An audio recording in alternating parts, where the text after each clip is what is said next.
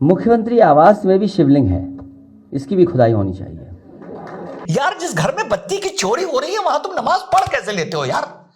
जिस घर में तुम कटिया मार रहे हो वहां तुम्हारा रोजा कबूल कैसे होता है यार? साथियों, उत्तर प्रदेश के पूर्व मुख्यमंत्री माननीय अखिलेश यादव जी ने कल या परसों एक बयान दिया है। वो बयान मीडिया की नजर में नहीं आया, वो बयान शायद भाजपा की नजर में नहीं आया, क्योंकि अगर ये बयान, वैसे तो प्रेस कॉन्फ्रेंस में ही दिया है, मीडिया की नजर से मेरा मतलब है मीडिया इस बयान को डिकोड नहीं कर पाया। और जैसा मैं हमेशा बताता हूं कि वक्ता मैं बाद में हूं, अधिवक्ता पहले हूं, तो अखिलेश यादव जी ने एक सनसनीखेज खुलासा किया है कि उत्तर प्रदेश मुख्यमंत्री का जो सरकारी आवास है वहां पर एक दबा हुआ शिव मंदिर है। ये बयान किस तरह से एक बहुत बड़ा राजनीतिक मुद्दा बन सकता है, ये बयान किस तरीके से, समझ लीजिए तश्तरी में, चांदी की तश्तरी में परोस के योगी जी को अखिलेश यादव जी ने ये मुद्दा दे दिया है। शायद जब ये बोल रहे होंगे उनको ये पता नहीं होगा कि एक वक्ता के साथ एक अधिवक्ता भी उनका ये बयान सुन रहा होगा।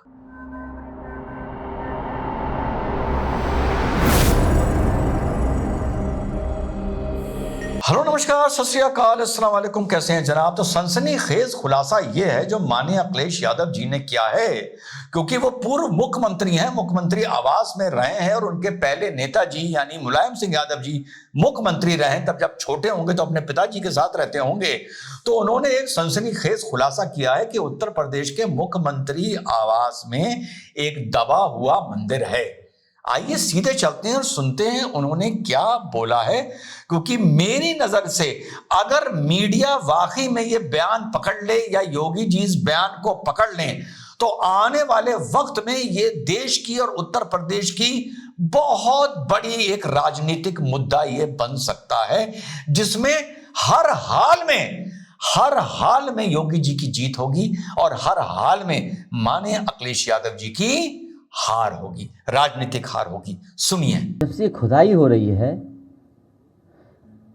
मुझे कुछ याद आ रहा है। जब से ये खुदाई हो रही है मुझे कुछ याद आ रहा है। आगे जो लोग कहते थे उस बात को मैंने उतना सीरियस उस समय नहीं लिया था। फिर से रिपीट करके सुना रहा हूं क्योंकि ये बहुत बड़ा बयान है, बहुत बड़ा। सत्य है तब भी बहुत बड़ा बयान है, व्यंग है तब भी बहुत बड़ा बयान है, झूठ है तब भी बहुत बड़ा बयान है। एक बात मैं सुना करता था लेकिन तब मैंने उसको सीरियसली नहीं लिया। एक शब्द पकड़िएगा। अभी कल ही आपके एक पत्रकार मित्र मिले थे, मैंने उन्हें थोड़ा बता दिया है, लेकिन अब सब प्रेस सबको बताना चाहिए। मुख्यमंत्री आवास में भी शिवलिंग है, इसकी भी खुदाई होनी चाहिए। सच में हमारा मानना, हमारा भरोसा है कि वहां पर एक शिवलिंग है, उसकी खुदाई के लिए हम सब लोगों को तैयारी करनी। मेरा मानना है, मेरा भरोसा है कि मुख्यमंत्री आवास में एक शिवलिंग है और मुख्यमंत्री आवास वो जगह है जहां माननीय अखिलेश यादव जी 2017 तक रहे हैं, यानी इनके पास एक पुख्ता जानकारी है। अब इस बयान के सारे पहलू आप लोगों को बताऊंगा और इस बात का जवाब दीजिएगा कि अगर योगी आदित्यनाथ अपनी पर आ जाएं तो ये कितना बड़ा राजनीतिक मुद्दा बन सकता है। जब आप मुख्यमंत्री थे आपको भरोसा है वहां पर एक शिवलिंग दबा हुआ है, यानी एक छोटा ही सही शिव का मंदिर है जो मुख्यमंत्री आवास में कहीं दबा हुआ है। पहला सवाल, एज ए चीफ मिनिस्टर आपने जब ये बात सुनी आपने इस पर कोई कार्रवाई क्यों नहीं की? ये 2017 को लेके ये जवाब 2025 में अखिलेश यादव जी से अगर कोई पूछने पर आ जाए तो अखिलेश यादव जी, उनके पिताजी का भी इस प्रदेश में बहुत सम्मान है, अखिलेश यादव जी भी अच्छी राजनीति कर रहे हैं विपक्ष की, लेकिन जवाब देते नहीं बनेगा। पहला। दूसरी दो सिचुएशन मान लेते हैं कि ये बात योगी जी को पता चली। एक सिचुएशन ये मान लेते हैं कि उन्होंने योगी जी में ने इस पर कार्रवाई कर दी, गवर्नमेंट से बतौर लीडर ऑफ अपोजिशन और बतौर सबसे प्रबल विपक्षी दल समाजवादी पार्टी के अध्यक्ष अखिलेश यादव जी को एक लेटर आता है कि आप बताइए कि आपके पास क्या जानकारी है और आपके हिसाब से वो शिवलिंग, वो छोटा मंदिर कहां मुख्यमंत्री आवास। पहले तो मैंने बता दिया कि आपने कोई 17 तक कार्रवाई क्यों नहीं करी, ये जवाब देने में मुसीबत आ जाएगी। दूसरा, अगर आपके पास लेटर आ गया, आप बताइए, हमें अवगत कराइए कि मुख्यमंत्री आवास के कौन से हिस्से में, लॉन गार्डन छोड़ो, मुख्यमंत्री बहुत आवास है जहां पर योगी जी रहते हैं, अगर वहां भी हो आके बताइए कि आपके हिसाब से वो कहां है।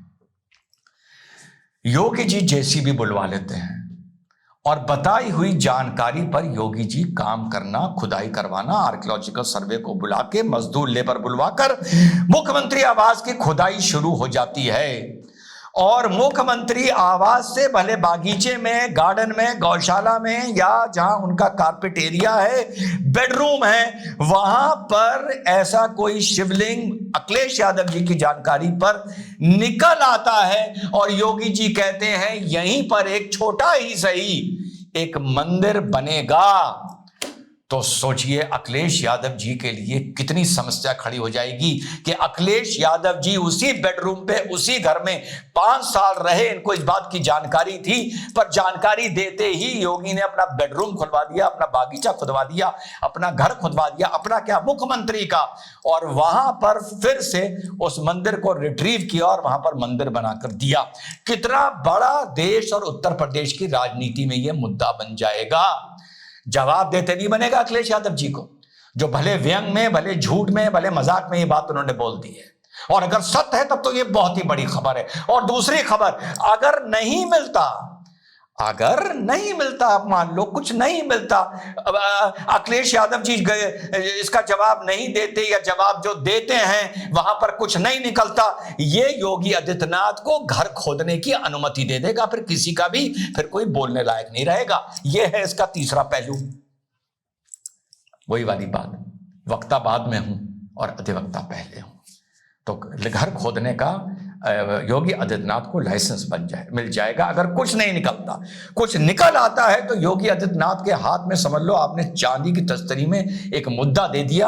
आपको अखिलेश यादव जी जवाब देने में मुसीबत हो जाएगी कि भैया आप वहीं रहे, वहीं सोए, आपने सुना भी और आपने उस शिव जी के मंदिर को इग्नोर किया, उसे जमीन से खोद के बाहर नहीं निकाला, वहां पे छोटा ही सही एक मंदिर नहीं बनाया। संभल की खुदाई के बाद संभल ने जो नजारा दिखाया है, अब कुछ लोगों को तो देश की धरोहर से कोई मतलब ही नहीं है, उन्हें तो सिर्फ अभी लाल किला और ताजमहल ही नजर आता है देश की धरोहर के नाम पर। ठीक, देश की धरोहर के नाम पर जब एक मेरा छोटा सा यहाँ पर एक जमीन है, उस जमीन को लेके भी आप लोगों को बहुत जल्दी ये खबर सुनाऊंगा। एक मैंने आप लोगों से वादा किया था, आप लोग भूल गए, लेकिन आपके भाई को वो याद है। वहां जब मैं वहां से निकल के जाता हूं तो एक इब्राहिमाबाद करके एक गांव पड़ता है, उसके काफी आगे जाके हमारी जमीन है। वहां पर एक पुरानी खंडर हवेली पड़ी हुई है, लाहौरी ईंटें लगी हुई, बड़ी ऊंची। जब मैं वहां से निकलता हूं मुझे अफसोस होता है ये सोच के कि ये किसकी धरोहर होगी, क्या हुआ इस परिवार को, क्या हुआ इस फैमिली को, कैसे ये खंडर पड़ी हुई है। जब मैं निकलता हूं मुझे अफसोस होता है। मैंने कोशिश भी की जानने की कि वो किसकी है, अगर अच्छे दामों पर मिल जाए मैं उसको परचेज करके उसको फिर मैं रिस्टोर कराना चाहता हूं। बड़ा अफसोस होता है मुझे। जो संभल में हो रहा है, देश की धरोहर माटी के नीचे दबा दी थी। देश की धरोहर के कुएं, वो बावड़ी, ये ही देश की धरोहरें होती हैं, ये दबा दिए थे। और जब ये चीज सामने आ गई है कि क्या क्या नीचे खुदाई के बाद, जैसा मैंने वीडियो बनाया था, नीचे से निकलती हैं, तो कम से कम संभल ने एक चीज बता दी है कि खुदाई बेकार नहीं जाती। और खुदाई को लेके कम से कम जो योगी जी के खिलाफ बोलते हैं या विपक्ष में हैं, कम से कम संभल के बाद, संभल में जो चीजें निकल के आई हैं, यार इसके खिलाफ बोलना बंद कर दो। वाकई इस राष्ट्र की धरोहर को दबा रखा था और उस पर इंक्रोचमेंट कर रखा था। कहीं ये ईटा पत्थर ना चलता, बम गोली ना चलती, तो ये धरोहर दबी की दबी रह जाती। तो इस मुद्दे पर कम से कम अखिलेश यादव को या योगी का विपक्ष करने वालों को अब नहीं बोलना चाहिए। इतना ही कर दें कि चुप हो जाएं, पहला। और दूसरा, जो उस मोहल्ले में बेशर्मी की हद, चोरियां निकली हैं, ईमान की कसम खाने वालों, यार जिस घर में बत्ती की चोरी हो रही है वहां तुम नमाज पढ़ कैसे लेते हो यार? जिस घर में तुम कटिया मार रहे हो वहां तुम्हारा रोजा कबूल कैसे होता है यार? मतलब बड़े तगड़े जिगरे के बने हो तुम, बड़े यार आरसीसी स्टील का जिगरा है तुम्हारा कि ईमान की कसम खाने वाले यार, उस एसी में, उस पंखे में, उस बत्ती में बैठकर तुम कुरान शरीफ की तलावत कैसे कर लेते हो यार, जहां तुम बत्ती चुरा रहे होते हो। और ऐसी वैसी चोरी, अबे इसको डकैती बोलते हैं यार, डकैती। तो संभल ने दोनों बातें साबित कर दी। बुरा न मानना मुसलमानों कि जहां मुसलमान की बस्ती है वहां राज्य की संपत्ति पे डकैती है और खुदाई से कुछ ना कुछ मिलता है। राष्ट्र की धरोहरें माटी के नीचे दफन है, माटी ओढ़ के सो रही हैं, और ऐसी एक एक धरोहर को वापस निकालना चाहिए, चाहे वो किसी की भी हो, चाहे वो किसी की भी हो। और उस धरोहर को निकालने के लिए जितने भी घर टूटते हैं वो कम है। जय हिंद, वंदे मातरम, खुदा हाफिज।